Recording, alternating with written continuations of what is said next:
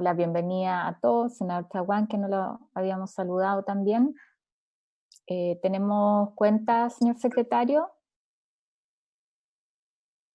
No, señora presidenta.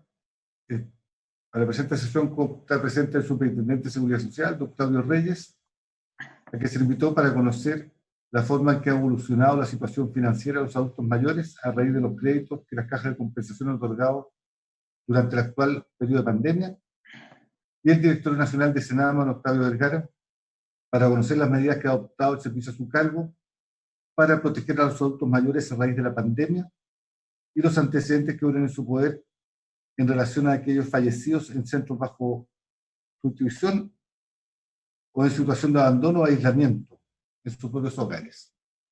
Sí, le damos la bienvenida ahí tanto a Claudio como a Octavio y quienes los acompañan. El senador Sandoval, no sé si me estaba pidiendo la palabra hace un rato. No, ya, me dio la impresión, como sobre la cuenta, porque si no hay algún otro planteamiento sobre la cuenta, yo partiría al tiro con Claudio. Entiendo que nos va a compartir una presentación. Aquí hubo una solicitud especial del senador Quintero, si la memoria no me falla. Y recordar que además nosotros despachamos de hecho a la Cámara y le pedimos ahí al Senama que ojalá se le pudiera poner urgencia a un proyecto que tiene que ver justamente con el uso de la ley de insolvencia para los adultos mayores, que rebaja el monto de los pagos que tienen en mora, ¿no es cierto?, para que puedan acceder a esta asesoría. Entonces, en función de eso, nos interesaba saber también cuál es la situación de los adultos mayores. Claudio, te dejo la palabra. Gracias, Presidenta, por su intermedio. Saludar a los senadores miembros de la comisión. Tenemos esta presentación, son datos básicamente al mes de mayo del año 2020. Aquí hay una serie de normativas que hacen referencia a partir del año 2012 de normas que han ido regulando el otorgamiento de créditos a los pensionados, a los cuales los asimilamos al concepto de adulto mayor. Nosotros hoy día tenemos la diferencia entre trabajadores afiliados y pensionados afiliados, los cuales pudieron afiliarse a partir del año 1998 y pudieron obtener crédito a partir del año 2008, en particular los pensionados básicos solidarios. Menciono lo de 2012, después nosotros le vamos a enviar la presentación, así que para no memorizar tantas circulares, pero ha sido una preocupación constante de la Superintendencia de Seguridad Social el ir regulando las tasas de interés, los montos, los porcentajes que están destinados al descuento de las cuotas de los créditos sociales de las pensiones y una serie de modificaciones, porque antes del 2012, si bien esto podía otorgarse, hubo un periodo de un año o quizá algo más de un año en el cual estos límites fueron muy altos y originaron una serie de situaciones de sobreendeudamiento que llegaron hasta el 50% de las pensiones en algunos casos y que motivó una serie de reclamaciones y situaciones que ustedes conocieron en el tiempo. Hoy día fundamentalmente están todas estas situaciones ya superadas, incluso con donaciones que ocurrieron en el año 2017, 2016 y 17. Hay una línea del tiempo que pueden ver ustedes aquí, de cómo ha ido evolucionando. El año 97 se autorizó la afiliación individual de los pensionados y las distintas circulares que han ido ocurriendo. Y hoy día el régimen que está vigente está regulado, como menciono, desde el año 2012, que es la última circular que hicimos. Y en el cuadro siguiente ustedes pueden ver que los límites de descuento de las pensiones de parte de lo que corresponde a las cuotas de los créditos sociales está establecido en función del ingreso que tenga el pensionado. En el caso más bajo, el límite inferior es el que establece la pensión básica solidaria o pensiones bajo los 170.000 pesos, en el cual el descuento máximo es del 5%, pudiendo llegar a un 10% en la medida que se logre que el costo, o dicho de otra manera, para ponerlo más en forma más entendible, se puede llegar al 10% en la medida que ese 5% adicional tenga un costo cero, es decir, el costo no se incremente para el pensionado. Y ese límite va subiendo en tramos de 15, 20 hasta un 25%, y en casos muy excepcionales hasta un 50% que tiene que ver con créditos hipotecarios, pero asociado siempre a la pensión que percibe el pensionado, con un tope, que es un endeudamiento global máximo, y con un plazo máximo de 5 años. Dicho eso, que hay que tener en cuenta, se puede mencionar que hoy día, a la fecha, a mayo, tenemos casi medio millón de pensionados afiliados al sistema de caja de compensación que tiene deudas de un total de casi 1,500,000, 1,444,000 pensionados que se encuentran afiliados. El sistema de pensión de caja de compensación tiene 7 millones de afiliados, 5,5 millones son trabajadores, casi 1,5 millones son pensionados. Por lo tanto, un 34,5% de los pensionados afiliados hoy día tiene deuda con las distintas cajas que pueden observar, que la encabeza fundamentalmente la caja Los Héroes, que tiene un 37,4%, ¿no es cierto? Ahí. Lo seguido por la caja Los Andes, la Araucana y finalmente la caja 18 de septiembre, que tiene la menor proporción de afiliados pensionados y también la menor proporción de afiliados que tengan deuda. La evolución ha sido relativamente creciente, pero no de una manera muy importante.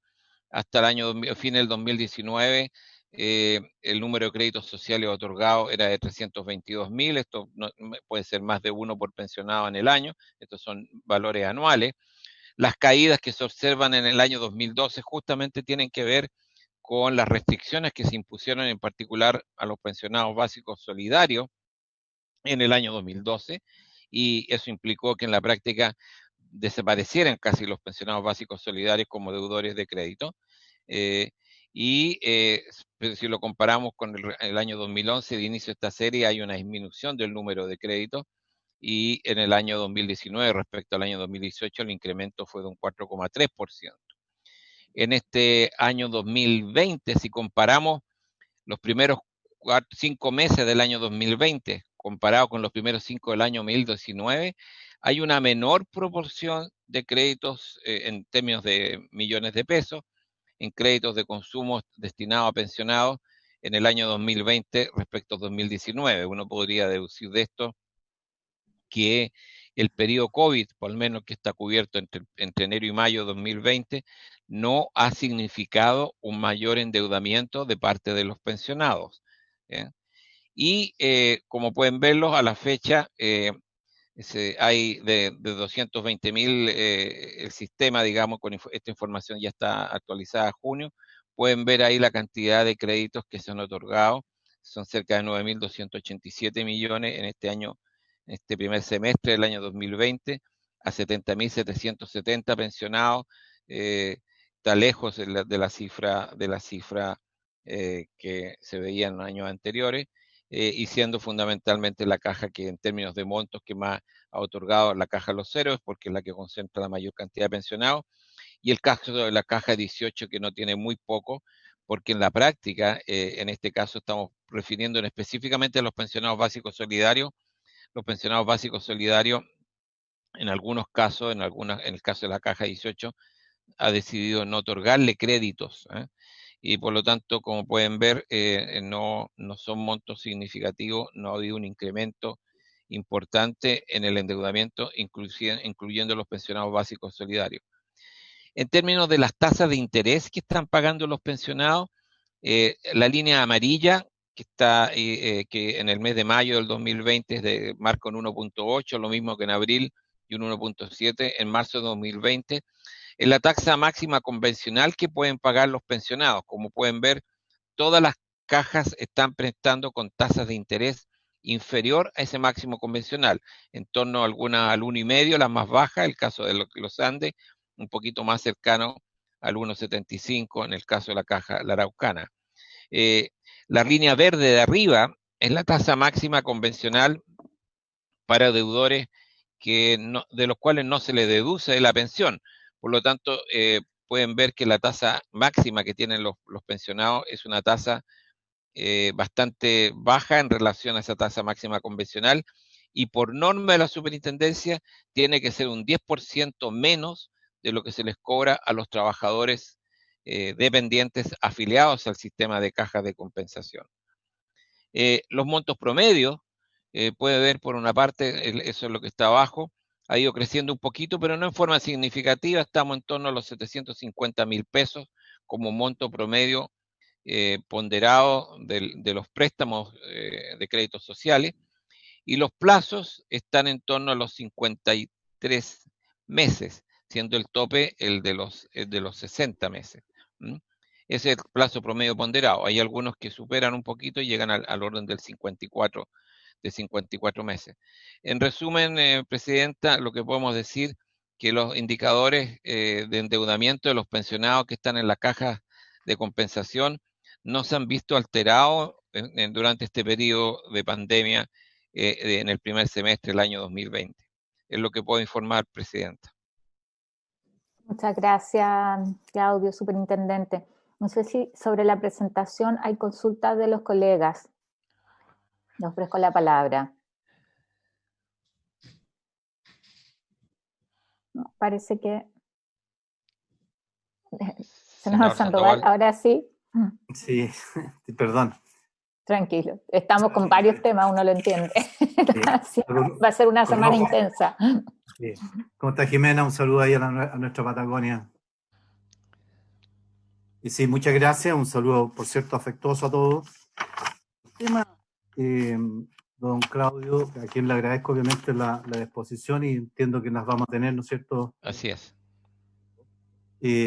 Nos parece, respecto al tema del endeudamiento, sí, siempre ha habido una temática, yo recuerdo en la Cámara se generó en algún minuto, a raíz de la enorme extensión que tenían los créditos, antes que se regulara, antes de la cuotas, ¿verdad?, máxima que podían tener los créditos sociales. Sin embargo, don Claudio, me han mandado varias organizaciones para que las cajas, tuvimos una reunión con las cajas no hace mucho tiempo atrás, de la negociación o la eventual postergación de créditos que hoy día están vigentes para los adultos mayores en este periodo de pandemia. A decir verdad, no había una comunicación colegiada desde la asociación de cajas. Sí han manifestado toda la voluntad, pero de alguna manera esa voluntad como que tiene que concurrir expresamente, yo entiendo que tiene que concurrir expresamente el adulto mayor, si es que lo quiere realizar, ¿verdad?, un eventual cambio en ese sentido. Pero yo creo que las cajas en realidad deberían de estar tratando ellos mismos de comunicar, ¿no es cierto?, la opción que tienen los adultos mayores deudores de caja, en el sentido de que ante una necesidad, mi opinión debería haber una circular, ¿verdad?, formar de la caja, mire, si usted está en una situación de como lo ha hecho por lo demás todo el sistema de deuda, banco y otros tantos más en esa línea, particularmente con estos casos de los adultos mayores. Lo de las tasas de interés siempre ha estado un tema en cuestionamiento, incluso más. Desde la Cámara, siendo miembros los dos con Carolina de la Comisión de Adulto Mayor, se determinó en ese minuto cuál es el nivel de endeudamiento de los adultos mayores, porque lo que nos preocupa, ¿dónde están metidos? En algún minuto nos preocupaba mucho de que los créditos fueran muy encadenados, porque reclamaban mucho los mayores en el sentido de que cuando les llegaban a veces las liquidaciones de las respectivas deudas o de las liquidaciones de las pensiones, muchas veces no aparecía el número de la cuota que estaban pagando en relación al total del crédito. Y le confieso a don Claudio que a uno mismo a veces cuando tiene una deuda está pagando, uno sabe que le quedan varias, uno no sabe cuántas, pero sabe que le quedan. Al adulto mayor es súper relevante, ¿no es cierto?, que quede muy claro las deudas exactas en cuotas que le quedan. Y lo segundo, yo entiendo también que hoy día, don Claudio, hay todo un control respecto al otorgamiento de crédito, porque antes, ¿qué es lo que pasaba? Había esta especie de encadenamiento, había una verdadera captura, ¿verdad?, de pensionados para meter los créditos. Hoy día sé que esto está regulado, tiene que ser grabado también el proceso del otorgamiento del crédito, hay información más pública, ¿verdad? Siempre esa transparencia va a ser súper importante. Yo le confieso que era uno de los que pensaba que el endeudamiento en las cajas era muy grande. El último informe que tuvimos nosotros, yo no sé si habrá estadísticas de hoy día, pero en aquella época se hablaba de que el sistema de deuda de los adultos mayores en las cajas no superaba el 16%. probablemente por los montos, por las limitaciones de cupo y de capacidad de crédito que podía otorgar, el número de cuotas, etc. Pero era impresionante el endeudamiento que tenían los adultos mayores en el sistema del retail, o incluso en la financiera, ¿ya? ¿Para qué le digo? Y además con una serie de otros elementos adicionales, el de gravamen y todo lo demás, que le involucraba todavía más costos adicionales. Pero bueno, qué bueno que tengamos información sobre ese tema. Solamente me queda una cosa, manifestarle, don Claudio. Presentamos un proyecto también los miembros de la comisión, en línea con lo que hizo el gobierno con la reforma del sistema de pensiones, de la incorporación de los afiliados, de los cotizantes, a los directorios de las respectivas cajas. Es un proyecto súper sencillo, que a mí me parece que deberíamos tratar de ver cómo poder avanzar también con eso, de que así como en el caso de la AFP se plantea en la reforma de pensiones, este proceso creemos que a juicio nuestro también debería plantearse algo similar en el tema de las cajas.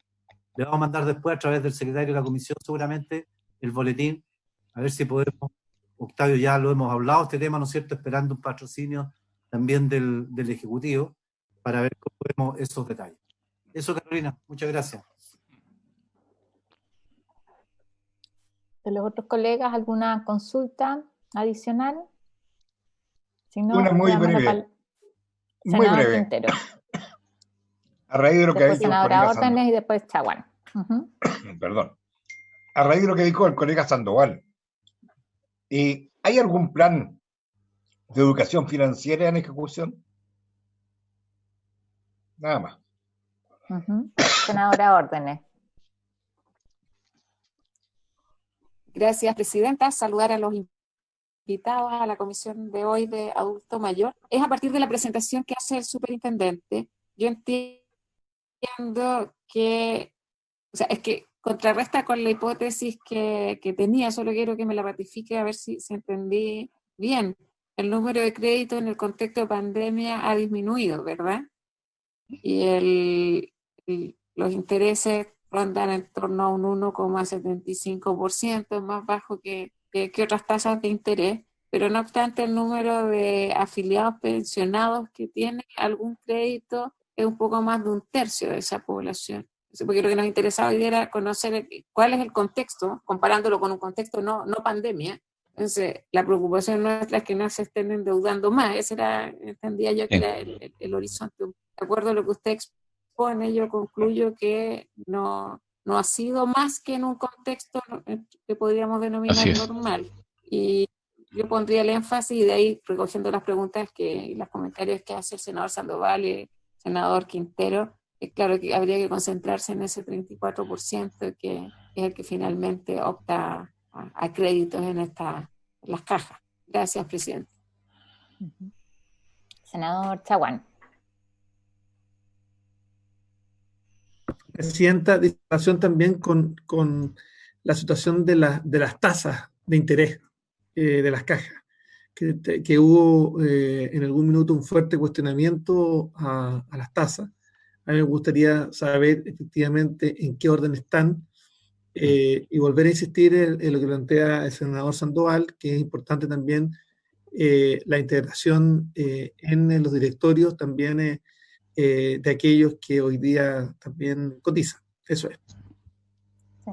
Bueno, nos van a hacer llegar la secretación que hizo Claudio, porque me parece, y yo agradezco ahí como el detalle de la información, el monto de la tasa. Creo que en esto el poner datos objetivos sobre la mesa es importante.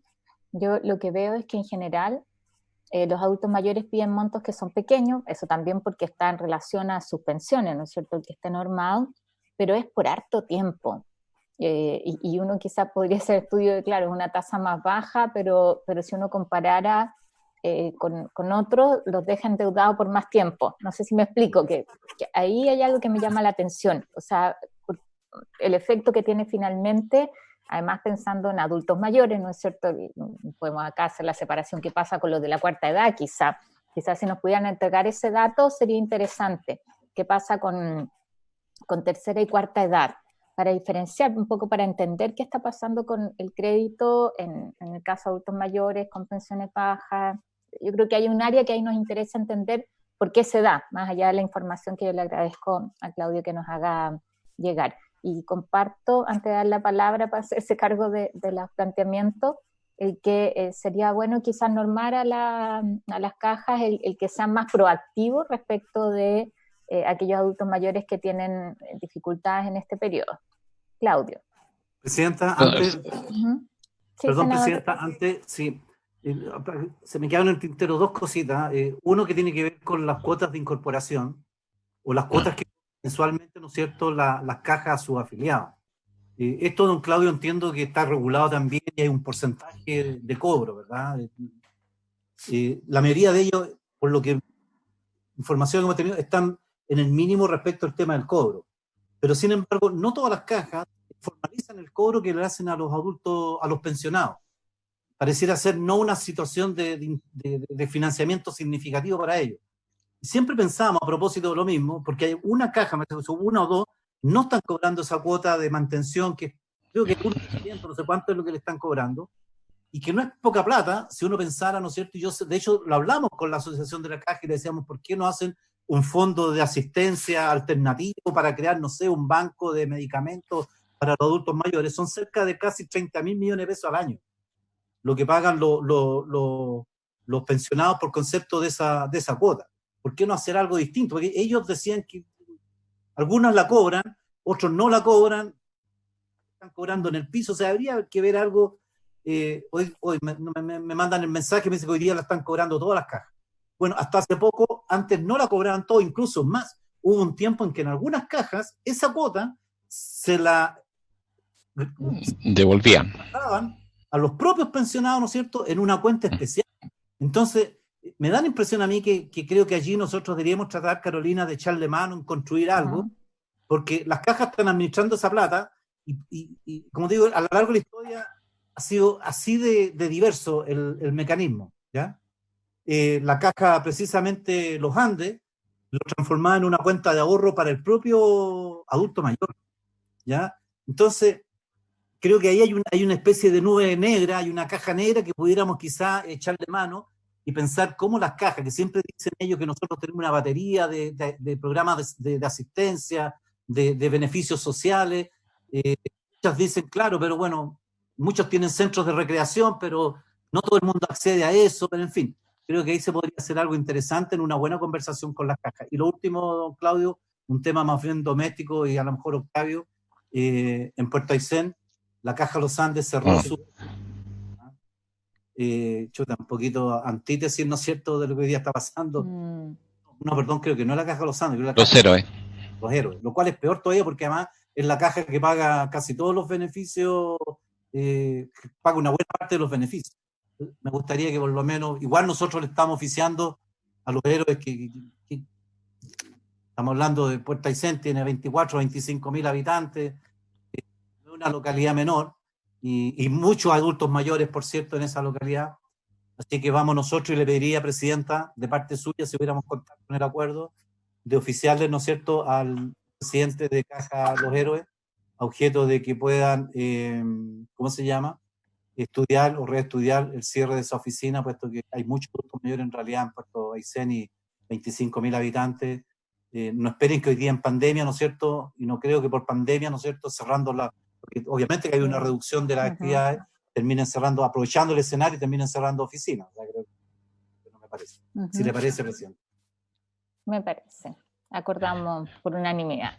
Ahora sí, Claudio, te damos la palabra. Gracias, Presidenta, por su intermedio. Voy a contestar en una forma no necesariamente secuencial a las consultas de los senadores, pero partiendo por la senadora Órdenes. Sí, efectivamente, no han aumentado los créditos durante el periodo de pandemia. Ese es el mensaje, más bien han tendido a disminuir, y las condiciones de tasas, de plazo y de montos se han tendido a mantener respecto a lo que venía dándose en el último periodo.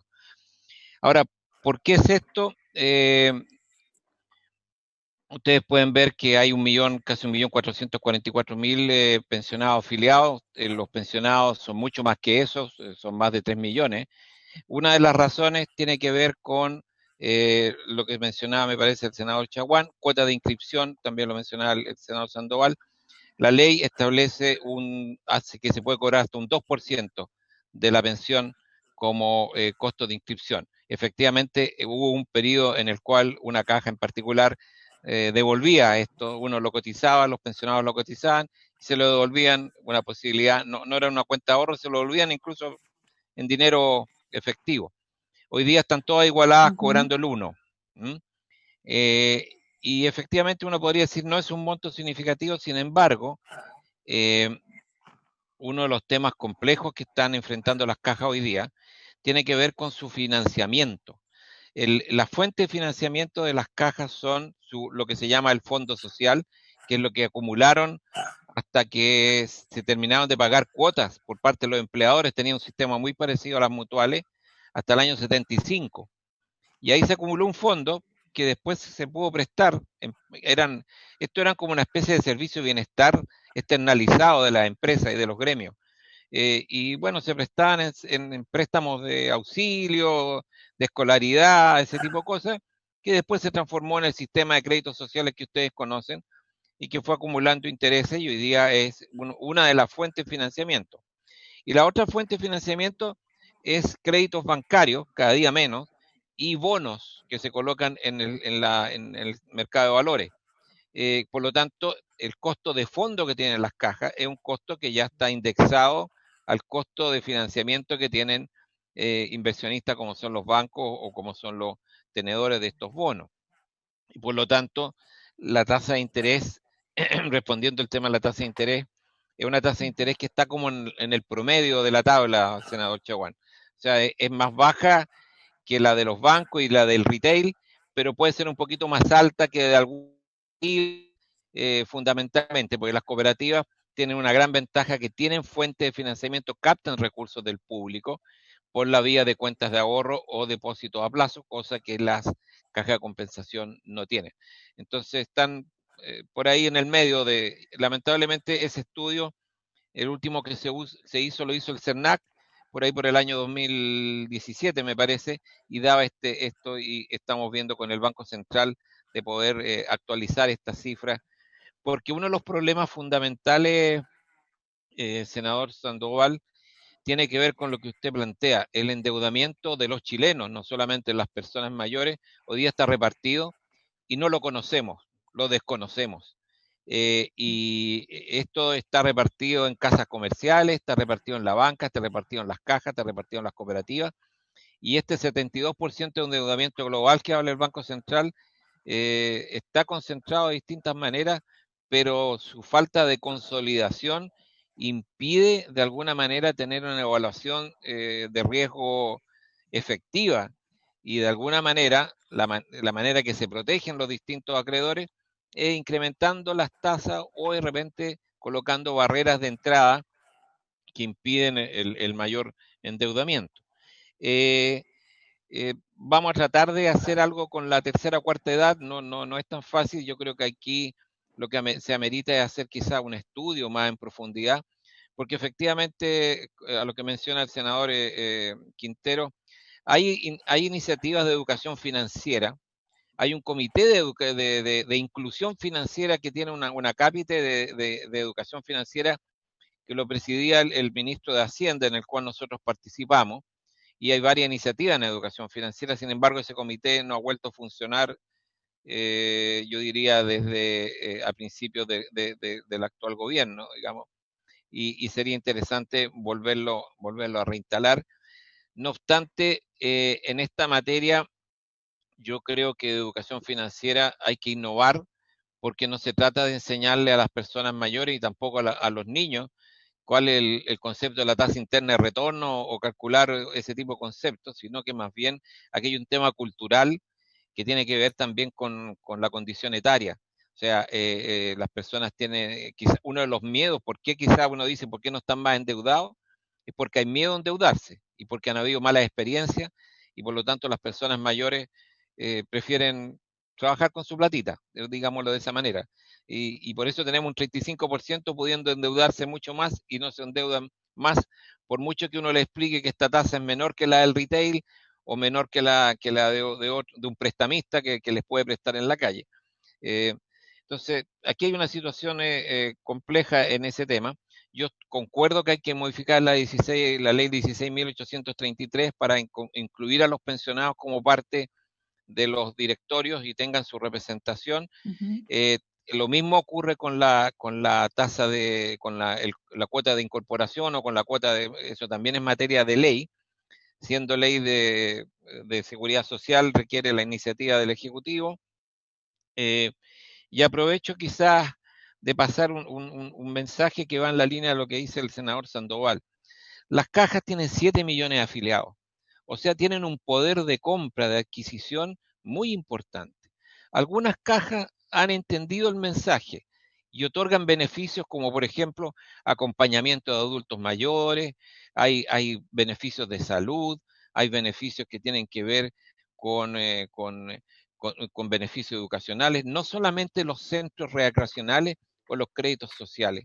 Hoy día tienen una capacidad importante de lo que se conoce en el retail como de delivery. Tienen 1.200 oficinas a lo largo de todo el país, aunque algunas efectivamente se están cerrando por razones económicas, digámoslo claramente. No hay ninguna otra razón, porque la caja de los ceros es la que principalmente paga las pensiones, y lo que ha visto que eso puede trasladarlo al Banco Estado, y por lo tanto está cerrando su sucursal, y los pensionados van a ser atendidos por Banco Estado en Puerto Aysén.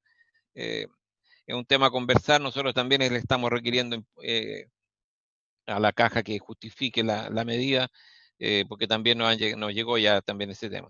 Sin embargo, aprovechar esa capacidad de las cajas para llegar a 1,5 millones de pensionados y 5,5 millones de trabajadores, quizás con una serie de beneficios que pueden implicar y precios que pueden obtener con esa capacidad de compra.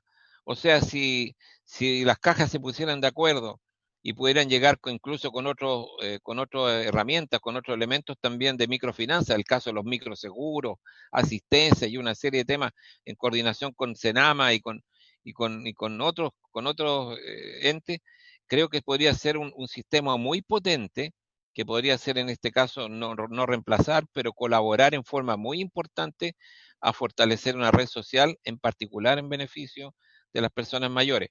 Pero eso requiere algunas modificaciones de la ley. Es una ley antigua, del año 68, si no me equivoco, donde hay una serie de falencias. Cuando tuvimos el problema con la Caja Araucana, que estuvo a punto de caer en insolvencia, no hay ningún mecanismo de salvataje ahí comprendido. El gobierno corporativo de las cajas nosotros lo hemos ido reforzando, pero es débil y tiene que ser mucho más fuerte para poder administrar estos recursos. Y por cierto, darle las posibilidades de poder potenciar esta capacidad de implementar otras instancias de inclusión financiera, como entre otras cosas la posibilidad de captar de recursos del público, de las personas, no estamos hablando aquí de negocios corporativos. Entonces, efectivamente hay mucho que hacer en esta materia, pero como digo, depende un poco del Ejecutivo la urgencia que se le pueda dar a las modificaciones de esta ley que ya está muy antigua. Eso, Presidenta. Muchas gracias, Claudio. Le voy a dar la palabra ahora a Octavio. He invitado por otro tema, ¿no es cierto?, de interés particular, como lo señaló el secretario al principio, para ver cuáles eran las medidas que se habían adoptado en contexto del COVID, la preocupación también por algunos casos específicos de fallecimiento y qué pasaba ahí, pero también en una reunión que sostuvimos hace algún tiempo, algunos días ya, ¿no es cierto?, con la primera dama, quedamos en invitarte para que nos puedan hacer su planteamiento. Pero yo creo que este tema del endeudamiento de los adultos mayores también debe ser de interés para el Senam, así que te dejo la palabra para referirte a este tema y a lo que te habíamos invitado también. Ahí sí se escucha, ¿no? Sí, perfecto. Gracias, Presidenta. Y a través suyo, saludar a todos los senadores y senadoras que conforman la comisión. Sí, un tema súper importante. De hecho, bueno, agradezco la presentación del superintendente y nosotros también hemos tomado contacto con las cajas para ver qué acciones también se pueden tomar. O sea, hemos visto incluso acciones del mundo privado en tema de los créditos, la suspensión de pagos. Creo que también ahí hay una alternativa que se puede mirar, sobre todo en el contexto que estamos y lo extenso que ha sido también esta pandemia, en términos del confinamiento. También las personas mayores, recordemos, siguen en cuarentena, las personas sobre 75 años. Ahí hay un punto importante. Y también a mí me consta, por un lado, el esfuerzo que las cajas han hecho en distintos frentes, por ejemplo, en el pago electrónico, ¿cierto? Que vimos grandes filas de pago en las primeras semanas, eso también se han hecho, sobre todo ahí en el caso, por ejemplo, la Caja Los Héroes. A nosotros, y eso es lo que quiero comentar un poquito ahora, Presidenta, con respecto a lo que ha sido también la estrategia con los hogares de adultos mayores, porque ahí sí las cajas de compensación nos han ayudado mucho. De hecho, los lugares que nosotros estamos ocupando como residencia espejo transitoria son justamente las casas que tienen las cajas de compensación a lo largo de Chile, y las camas, que son cerca de 1.500 camas, que las pusieron a disposición del servicio para poder ayudar en esta pandemia. Así que también ahí quiero reconocer el esfuerzo que han hecho, porque ha sido importante. Tengo una presentación, pero la voy a hacer breve. Déjenme compartirla un segundo. No sé si se ve. Senadora, o sea, Presidenta, ¿se ve? Sí, se ve perfecto. Ya, lo voy a hacer. Voy a sacar acá, espera un segundo. Nada. Espérenme. Un segundo para poder. Ahí sí, y ahora sí.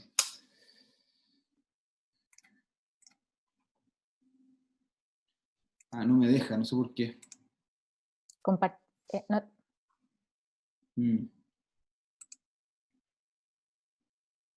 Qué raro.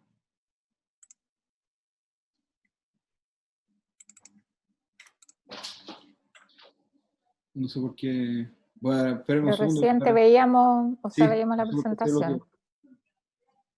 Cuando ahí se puede compartir. Bueno, por último se las puedo enviar después. Compartir pantalla. Ahí sí, ¿o no? ¿Se ve ahí? Ahí sí, ahí volvió. Sí, está. Ya. Básicamente esto aborda los dos frentes, uno el frente de hogares o ELIAM y el otro el frente también de las personas que, como hablábamos al principio, estaban en sus casas. Ya voy a tratar de hacerlo bien resumido y breve para efectos del tiempo. Pero con respecto a lo de ELIAM, nosotros nos hemos concentrado en una estrategia de prevención y de mitigación una vez que el virus ingresa a los hogares. ¿Ya? De prevención a través de una lógica de monitoreo, de entrega de elementos de protección personal, de capacitaciones a los hogares y de testeo, y de mitigación también en monitoreo, también de entrega de elementos de protección personal, también de capacitación y también de testeo, y después vamos a ver cómo se descomponen ambos frentes. Y aquí para mí sí es importante, Presidenta, señalar de que esta estrategia la hemos trabajado en conjunto con fundaciones, instituciones y también con la CPC y la H, que nos han ayudado con recursos y gestión, y principalmente también con los operadores de los hogares de adultos mayores. En el caso del Frente de Prevención, que ha resultado ser, yo diría, lo más trascendental para efectos de esta pandemia, y aquí también comentarle, Presidente, que nosotros estamos constantemente asesorándonos por expertos también nacionales, está la Sociedad de Geriatría y Gerontología, y también hemos consultado distintos actores internacionales, hemos llegado hasta conversar esto, definir la estrategia con gente en Hong Kong, que en particular el profesor que se llama Terry Lum, que es el que está como un poco a cargo de la estrategia en Hong Kong, nos ha asesorado también a raíz de la experiencia que han tenido ellos. Justamente estos frentes han sido definidos como lo importante. En el caso del monitoreo, creamos una plataforma de monitoreo que están hoy día 250 LIAM, que son los LIAM sin fines de lucro, donde levantamos constantemente, recolectamos data, en el fondo casos sospechosos, confirmados, personas fallecidas, control de síntomas, manejo de EPP. También tenemos paneles y módulos para toma de decisiones. Todo esto lo creamos desde cero para efectos de la pandemia. Evolución de los estatus de contagio, panel de EPP, panel de cumplimiento de protocolos, que también es súper importante porque hoy día hay 2 protocolos obligatorios para los hogares de adultos mayores, así como también guías de operaciones, y también un manejo analítico para ir viendo dónde están los puntos de mayor riesgo. Todo esto en el enfoque preventivo para poder ir actuando a tiempo. Así también hemos reforzado el trabajo directo con los hogares. Nosotros estamos monitoreándolos diariamente, pero recientemente se aprobó la contratación de 350 personas, que son estos delegados o delegadas que van a estar acompañando 1 cada 3 a los hogares de adultos mayores del país, que son 994 hogares a lo largo de Chile, justamente para poder tener esta información actualizada todos los días, que ha sido clave para la toma de decisiones. Hemos entregado EPP y realizado capacitaciones, solamente a modo de ejemplo, hemos entregado cerca de 600.000 pecheras, 3 millones, casi medio de guantes, 1,5 millones de mascarillas, hemos entregado y comprado alcohol gel, productos para reforzar medidas de limpieza y desinfección. Todo eso se lo hemos entregado de forma gratuita a los hogares a lo largo de todo Chile, que ha sido parte de los recursos que el Estado y el gobierno en el fondo destinó para ayudar a los hogares de adultos mayores, que estos son recursos aproximados, Presidenta, de cerca de 20.000 millones de pesos para estos 3 meses, de los cuales cerca de 14.000, 13.000 y fracciones están conformados por recursos que puso el Estado, y la otra diferencia está conformado por recursos que puso la CPC a través de la Asociación Chilena de Seguridad, que además nos ha ayudado en el manejo de la prevención, que son especialistas ellos, obviamente, en eso. Así también hemos hecho capacitación, que ha sido súper importante, porque esto es algo nuevo para todos los lugares, es nuevo para todos nosotros, y lo que nosotros elaboramos en conjunto con la Sociedad de Geriatría y en conjunto con el Ministerio de Salud fueron todas las guías y protocolos, pero después activamos una campaña muy fuerte de capacitación que hemos realizado a cerca del 88% de lo que leían, y nos queda un restante que lo hemos hecho virtualmente, ¿no? Y hemos implementado también una estrategia de testeo en paralelo a la que está realizando también MinSal a través de un testeo preventivo, que es lo que ha dado resultados en otros países. Hemos hecho cerca de 4.000 test PCR de forma preventiva, y eso nos ha permitido levantar, porque recordemos que las personas mayores muchas veces no presentan los mismos síntomas en el caso de COVID que una persona de menor edad, y por lo tanto el caso sospechoso no siempre aplica a una persona mayor. Y esto nos ha servido incluso, Presidenta, para levantar casos de contagio, por ejemplo, uno que sucedió ahora en Rancagua, donde había un ELIAM donde cerca del 30% de las personas mayores estaban contagiadas y no presentaban ningún síntoma. Y fue solamente a través del testeo preventivo que pudimos darnos cuenta de eso y tomar todas las acciones pertinentes. Y también es importante que hemos piloteado una estrategia de pooling que ha resultado ser súper satisfactoria. La piloteamos en conjunto con la Universidad de Chile, que básicamente es ocupar un test para 5 personas, y ahí uno se ahorra la cantidad de test y se ahorra también el tiempo en los resultados. La piloteamos en 2 hogares, que fue una experiencia bien exitosa y nos permitió justamente levantar contagio ocupando mucho menos test, y eso lo queremos seguir implementando en conjunto con el Ministerio de Salud para adelante. En el caso de la mitigación, hemos realizado estas asesorías técnicas, y aquí voy a dar el detalle. Gestión ante un brote, que es lo que no ha sucedido en cerca de 1/3 de los hogares, coordinación con otros actores y otros frentes que también han sido importantes para poder trabajar. Solamente comentarle, Presidenta, que nosotros también hemos tenido que robustecer nuestro equipo de trabajo como Senado, porque no estábamos preparados como servicios para esta pandemia, entonces tuvimos que también hacer contrataciones propiamente tal nosotros para estructurar este equipo. En asesorías técnicas hemos llegado a cerca de aproximadamente 400 hogares de forma presencial y no presencial, capacitando en protocolo y guía, en diagnóstico y planes de trabajo, en definición de espacios de aislamiento. Muchos de estos hogares cuentan con espacios de aislamiento si son bien utilizados, sobre todo por la infraestructura que tienen. Entonces, a través de un equipo de expertos, hemos contratado profesionales de la Sociedad de Geriatría, pero también infectólogos que nos están ayudando a poder ir determinando por hogar cómo se puede hacer un buen aislamiento, sobre todo cuando hay un caso de contagio. La gestión ante un brote, para solamente graficarla, funciona de la siguiente forma. Primero hay una gestión con la Seremía de Salud para poder hacer una toma de muestra efectiva a través del examen de PCR para ver la dimensión del contagio al interior del hogar. Hay un diagnóstico y definición del plan de acción que se hace justamente con un equipo en terreno. Para la ejecución del plan de acción tenemos 3 líneas principales. Primero, contratar personal de reemplazo, que es lo que más ha sucedido en los hogares, que hoy día hay una necesidad. Cada vez que hay un brote, por lo general el personal se envía a cuarentena, entonces en el fondo es muy necesario contratar personal de reemplazo, el robustecimiento de la entrega de EPP y también la habilitación de las residencias espejo-transitorias, que es una estrategia que hemos seguido de Arica a Punta Arenas. Para dimensionar nomás, Presidenta, en estos 2 meses y fracción hemos contratado a cerca de 2.123 personas de reemplazo para los hogares, esto solamente de reemplazo para los hogares, y esto nos ha permitido el poder ayudar justamente cuando hay un brote. Solamente a modo de resumen, cuando hay un brote se activa un comité de emergencia, que es el que determina en el fondo si es que es necesario o no trasladar a una residencia espejo, y si es que es necesario el poder aislar al interior del centro, si es que el centro tiene esas características. Y además se hace toda una activación de redes locales para poder estar absolutamente coordinados para efectos de poder actuar con la red local de buena forma.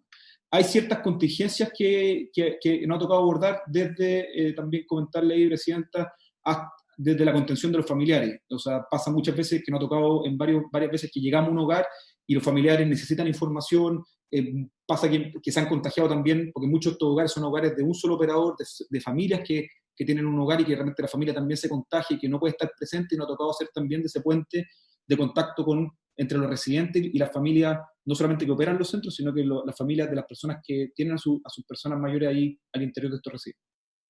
Este mismo ejercicio lo hemos hecho para los hogares también con fines de lucro, que inicialmente nuestra estrategia consideraba con ello no la entrega de EPP, sino que solamente el acompañamiento y la asesoría, pero ya desde hace unas 3 semanas atrás estamos entregando también elementos de protección personal a todos los hogares de mayores.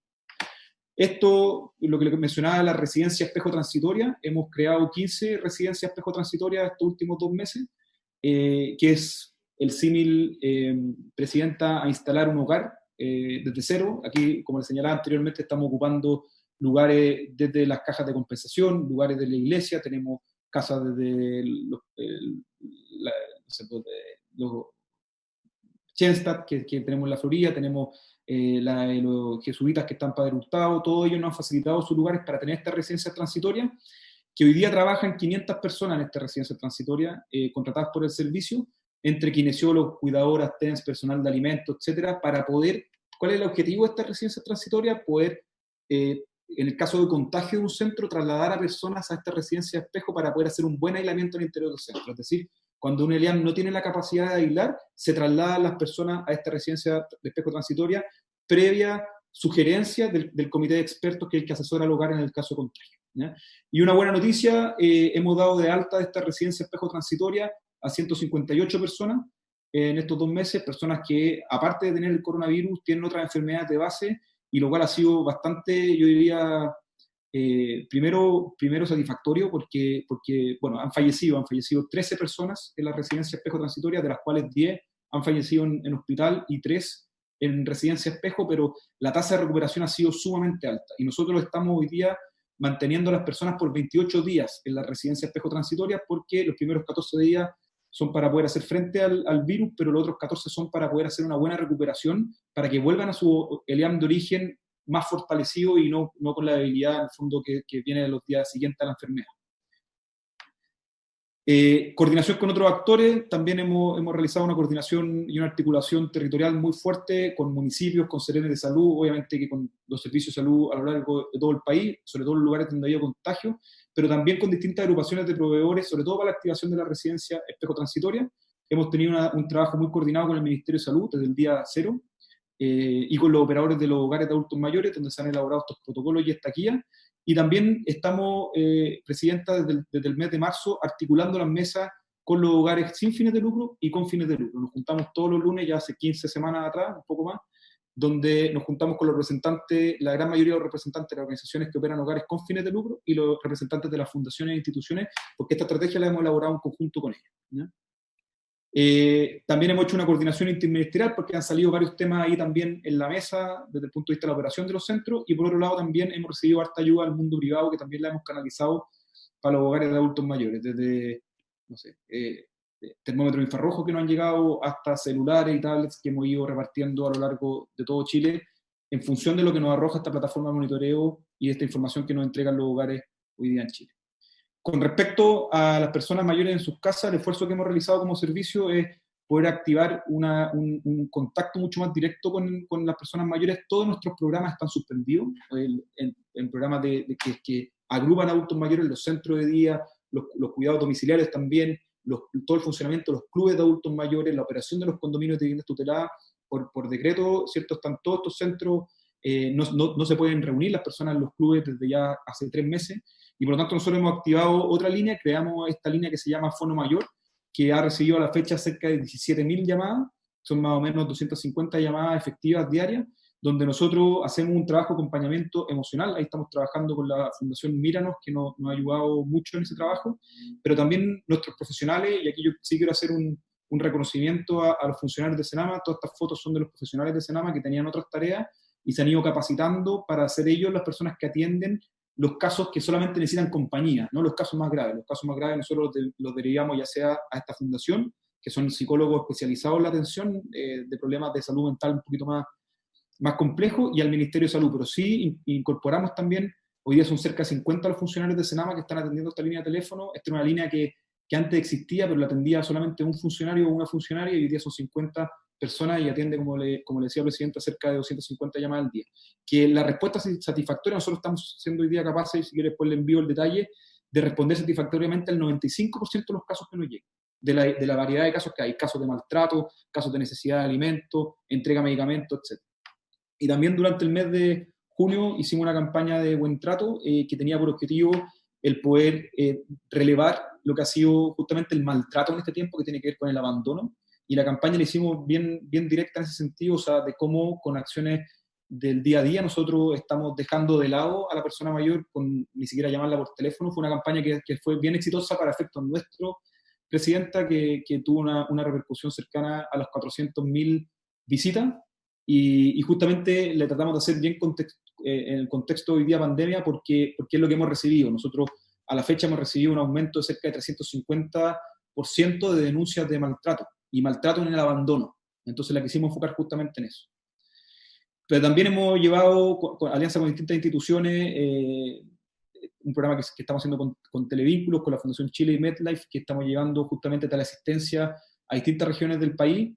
También tenemos una serie de videos que lanzamos, que son Vivifail, que es un video que es una guía de ejercicios que promueve la Organización Mundial de la Salud, que hicimos una grabación de video acá en Chile. No es que la primera dama sea no es la persona que hace los videos, pero sí, esto fue una nota en la prensa, pero sí nosotros bajamos como al domicilio, con los implementos que hay en el domicilio, el poder hacer estos ejercicios para no perder la funcionalidad durante estos meses de encierro, que también es una repercusión que hemos visto que ha pasado en otros países.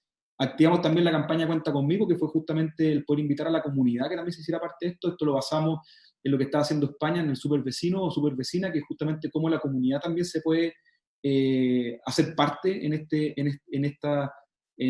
poder estar presente para la persona mayor. Hay un distanciamiento físico, pero no implica un distanciamiento social. Y justamente a través de esta campaña hemos invitado a que la comunidad se haga parte, y también hemos hecho entrega de mercadería y elementos de protección personal a distintas personas mayores que son beneficiarias de nuestros programas, pero más aún.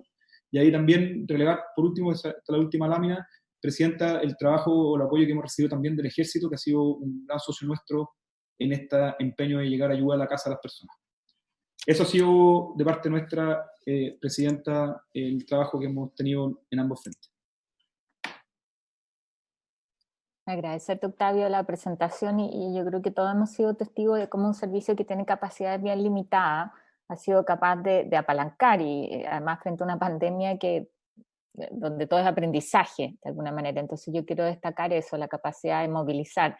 En otro espacio hemos seguido a la gente del Hogar de Cristo, de cómo se hicieron los primeros planteamientos. Entonces yo creo que lo que ha ganado el servicio es algo que también tiene que mantener en capacidad de articular a distintos actores en función de la necesidad de nuestros mayores. Yo eso sería como el planteamiento general que haría, o sea, cómo esto significa también una oportunidad de fortalecer el rol que tiene el Senama en términos de hacernos cargo de muchos temas que todavía quedan pendientes en materia de envejecimiento. Me pidió la palabra el senador Chaguán. Presidenta, compartir con usted las observaciones respecto al desempeño del Senama.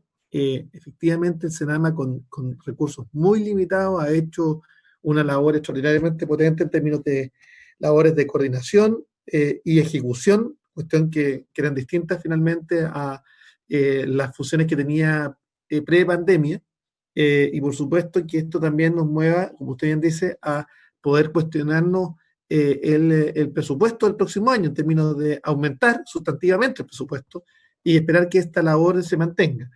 Una pregunta que quería hacer a Octavio, por su intermedio, presidenta, aparte de la felicitación permanente y la preocupación y la disponibilidad 24/7 en serio de Octavio y de todo el equipo, es que es necesario también visibilizar más este trabajo que se está haciendo y ver cuánto es el universo de tiempo, Octavio, que se requiere para poder dar el salto del 28% creo que vi de cobertura de PCR en los establecimientos de larga estadía para llegar al 100%.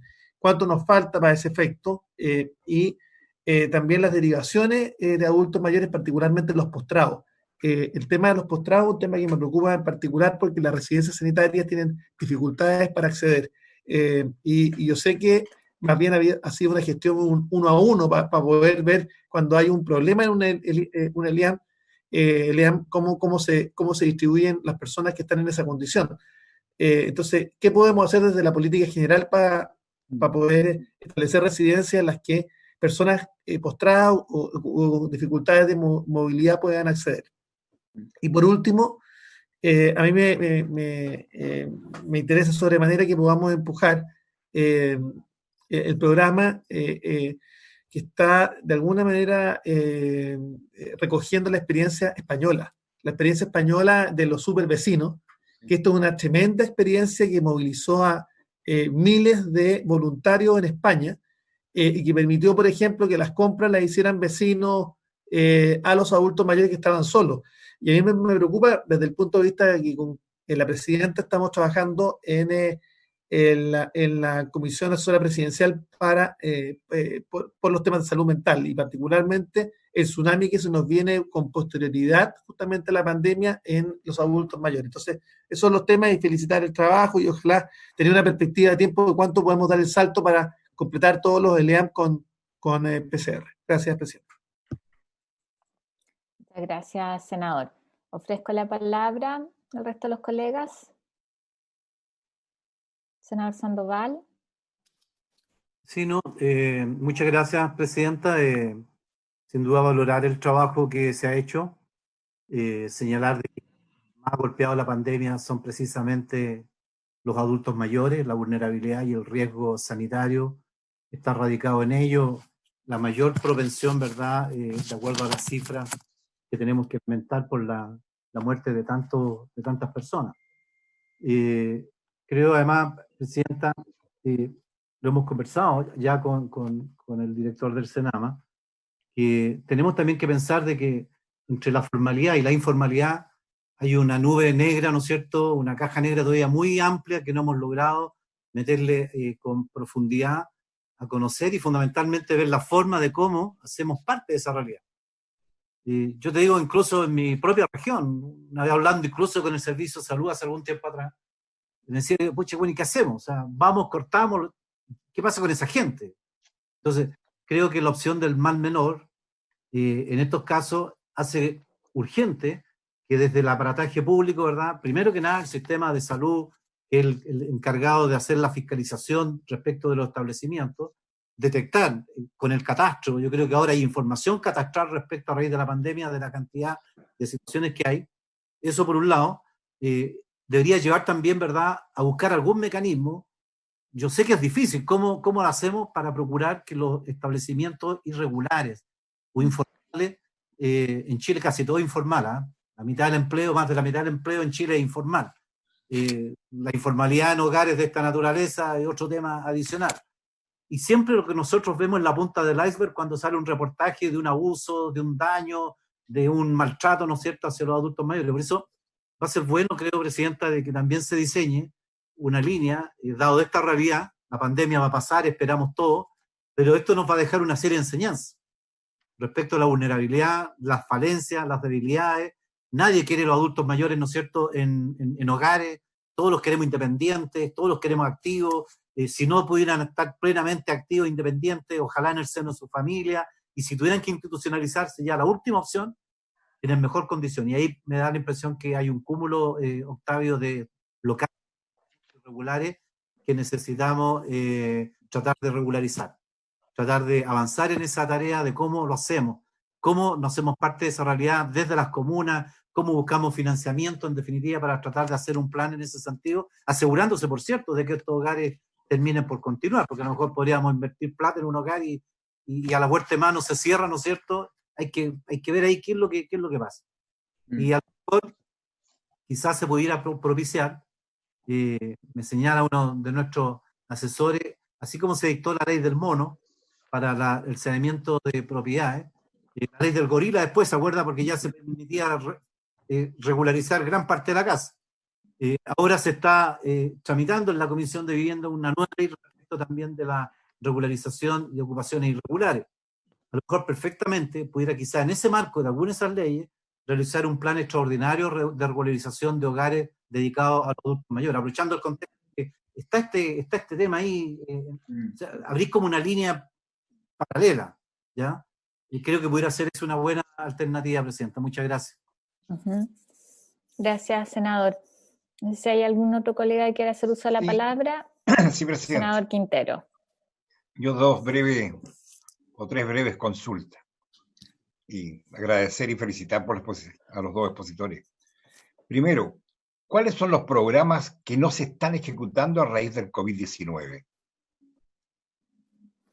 ¿Y los recursos se han destinado al mismo servicio? En el tema de salud mental, ¿tiene algún programa para los adultos mayores? Y el último, que fue la pregunta que hice la semana pasada, pero parece que no sé. Me gustaría saber cuántos adultos mayores han accedido a los beneficios que el gobierno ha otorgado, como el bono COVID, ingreso familiar de emergencia, así como el programa Alimentos de Chile. Nada más. Gracias. Muchas gracias. ¿Para qué más? Tremendas preguntas. No, y si no, perdón, y si no nos manda Muy bien. después la información, sin nada. No, sí, por supuesto. Además ¿qué me hace? parecen... Presidenta, ¿sabe lo que pasa? Que han sido muy interesantes las dos exposiciones. Entonces yo por eso le mandé un nuevo correo al secretario para que me mande las presentaciones. Entonces, son datos muy importantes para nosotros en la comisión. Pero a mí me parece además súper pertinente lo que usted plantea, o sea, saber qué pasa con los otros programas, cómo se enfrenta además la discusión del presupuesto para el próximo año en función de eso.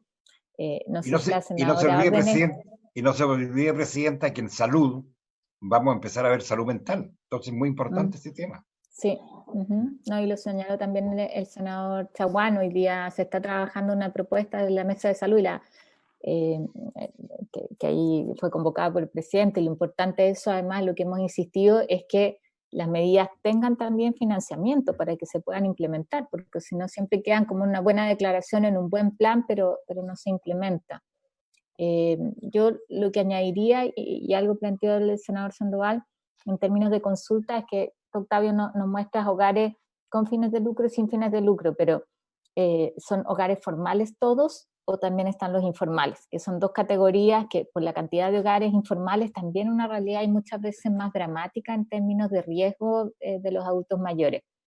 Hay harta información que se solicitó. Si quieres, yo te daría la palabra ahora como para hacerse cargo de algunos comentarios y tal cual como lo planteaba el senador Quintero, que sobre los otros temas nos puedes hacer llegar la información, porque yo creo que hay harta área de trabajo ahí que nos interesa además seguir abordando como comisión. Vamos a prorrogar unos minutos la sesión, porque estamos pasados de la hora para poder escucharte. Ahí partir, bueno, respondiéndole, Presidenta, la intervención la hemos hecho en los hogares sin resolución ni con resolución, en el contexto COVID, ¿ya? O sea, estas comités de expertos, la posibilidad de aislar en residencia espejo transitoria, se la hemos ofrecido a todos los hogares también informales que han tenido contagio, ¿ya? Y ahora con esta modificación presupuestaria, una segunda modificación, también vamos a llegar con elementos de protección personal cuando detectemos hogares informales y en el fondo va a ayudar también, si entendemos que estamos en un contexto donde acá lo que importa es la persona mayor, da lo mismo donde esté. Y yo sí tomo y comparto plenamente el desafío que presenta el senador Sandoval con respecto al trabajo ya más a largo plazo con los hogares informales, ¿ya? Ahí, si quiere saltar a esa pregunta, que en el fondo, senador, hay un camino que estamos tratando de recorrer que va muy en la línea de lo que usted señala, que tiene que ver con la modificación del decreto 14, entendiéndolo como esta civil con la ley del mono. Que hoy día el decreto 14 es muy estricto en cuanto a si un hogar cumple o no cumple, no hay etapa intermedia. Entonces estamos justamente conversando con el Ministerio de Salud, el decreto 14 es el que regula los hogares de adultos mayores, de poder hacer un proceso de formalización, es decir, que hogares que son informales puedan pasar a la formalización a través de un proceso regulado, ¿ya? Acompañado y regulado. Y eso estamos muy pronto a que salga, este decreto 14 está en una modificación, va a pasar muy pronto a consulta también ciudadana, donde se está presentando este tema, y de poder aprobarse sería un tremendo paso, porque finalmente, ¿qué es lo que pasaría con eso, senadores? Que nosotros como Estado podríamos trabajar con los hogares informales, que hoy día el deber del funcionario público es, si hay un hogar informal, denunciarlo a MinSal y que MinSal tome las acciones pertinentes. Entonces estamos medio amarrados de mano. Pero con esta modificación que esperemos que funcione, que estamos justamente ahora en la discusión, nos permitiría contar con todo el apoyo normativo y después programático para poder acompañar a los hogares en ese proceso de formalización. Así que sería una tremenda noticia. Y compartir con usted, quizás, Presidenta, también ahí puede ser en otra futura presentación, lo que nosotros estamos tratando de trabajar también como Servicio Nacional del Adulto Mayor es poder evitar al máximo la institucionalización. Porque hay muchos casos de personas mayores que no necesariamente tienen que terminar en un hogar de adultos mayores, ¿ya? La literatura habla que más del 70% podría seguir viviendo en sus casas, en sus barrios, con sus vecinos, con sus amistades, y no en un hogar de adultos mayores. Y para eso hay distintos programas que han resultado ser súper efectivos. Nosotros terminamos recién, la semana pasada, antepasada, una evaluación de impacto que hicimos con el Centro de Microdatos de la Universidad de Chile sobre el impacto que tienen los centros de día. Y fue súper concluyente, de verdad que nosotros tratamos de externalizarla 100%, cosa que no tuviéramos nada que ver en la evaluación de impacto, y a palabras justamente del equipo de evaluación que armó el Centro de Microdatos, nos señalaban que de todos los programas que ellos le habían tocado evaluar, este era uno de los que mejores resultados había tenido. Y nosotros estamos escalando con mucha fuerza los centros de día. Este año vamos a terminar con 90 centros. Partimos el 2018 con 16 centros de día. O sea, ha sido una escala muy importante que esperamos seguir haciéndolo con fuerza. Sobre todo porque, por ejemplo, han sido dispositivos que han permitido la no institucionalización. Así que, encantado, Presidenta, si es que en algún minuto le podemos compartir esta presentación, porque de verdad que es súper gráfica ver cómo estos dispositivos mejoran la calidad de vida y evitan la institucionalización, y además significan un ahorro en el gasto público, ¿ya? Okay. Eso. Con respecto a lo que preguntaba el senador Chaguán, efectivamente son preguntas muy de fondo. Nosotros el porcentaje de PCR, senador, claro, lo que pasa es que en su minuto también el Ministerio de Salud, como estaba haciendo PCR a toda la población, que muchos de ellos tenían algún tipo de síntoma, lo que no eran sintomáticos en el fondo no lo estaba testeando. Entonces, nosotros por eso empezamos a caminar para hacer este testeo, pero ya de a poco, y sobre todo con las relaciones que hemos ido teniendo a nivel de seremías regionales, ya estamos empezando a poder ya tomar con MinSal el testeo preventivo. Entonces, esperamos muy prontamente, senador, el ir escalando con fuerza el testeo preventivo en los hogares, ¿ya? Y esperemos también que esta liberación de test para los casos sintomáticos nos permitan justamente lo otro. Eso es clave, por su intermedio, Presidenta. Yo creo que hay que acelerar ahí la marcha todo lo que se pueda.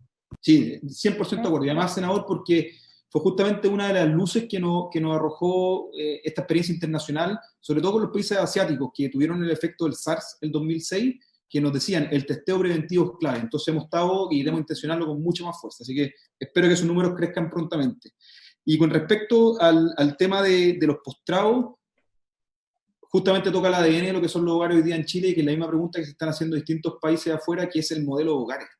Si no tenemos que repensar el modelo de hogares de adultos mayores, porque yo creo que el que tenemos hoy día está un poco obsoleto. No quiero adelantarme a las conclusiones, pero yo creo que hay que hacer una modificación en los hogares.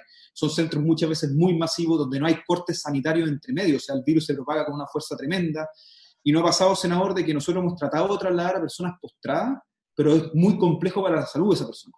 Entonces, finalmente, lo que tiene que hacerse es que el centro tiene que ser un lugar seguro para ellos.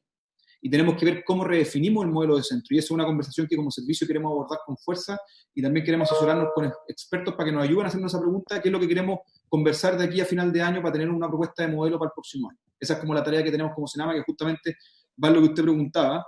Y lo de salud mental, sí, nosotros estamos participando en la mesa también del programa Saludablemente que abrió el presidente. Estamos en la mesa también específica de adulto mayor, y teníamos un programa antes con el Ministerio de Salud que se vio un poco, de alguna forma, puesto en pausa por efectos de la pandemia, pero que ya estamos retomando, que es cómo nosotros robustecemos nuestros programas con un enfoque de salud mental, haciéndolo con la lógica comunitaria, que es hacia dónde han transicionado los países que a nuestro juicio lo han hecho bien en materia de salud mental de personas mayores. Solamente para mostrar un ejemplo, lo que ha hecho Japón. Japón tiene un plan que se llama el Orange Plan, que es un plan que comenzó a implementar el año 2014, que ha tenido excelentes resultados, que es un plan para la demencia, que es 100% comunitario. Tiene cerca de 200.000 voluntarios que ellos articulan en el fondo la red local y son la primera capa de contacto con las personas que tienen algún nivel de demencia, y eso le ha permitido ser mucho más flexible y mucho más efectivo a la hora del control.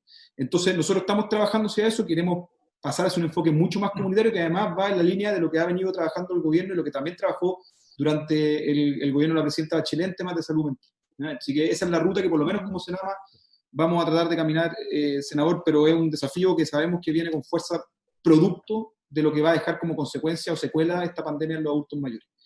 Y para responderle al senador Quintero, nosotros los programas los seguimos ejecutando. Lo que pasa, senador, es que no lo puse acá en la presentación, pero lo hemos redefinido.